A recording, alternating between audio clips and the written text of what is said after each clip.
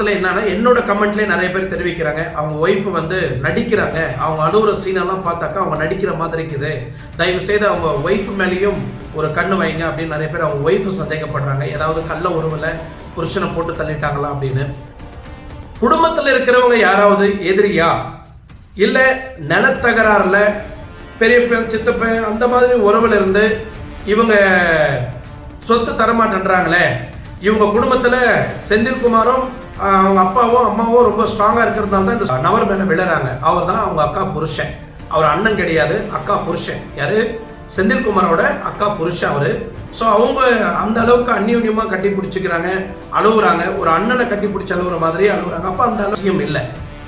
மூணாவது, அவங்க அக்கா இருக்கிறாங்க இல்லையா, அவங்க அக்காவோட புருஷன் சொத்து மேல ஆசைப்பட்டு அவங்கள போட்டு தள்ளி இருக்கலாம், அவங்கள கொலை பண்ணிருக்கலாம் அப்படின்னு 7,20,00,000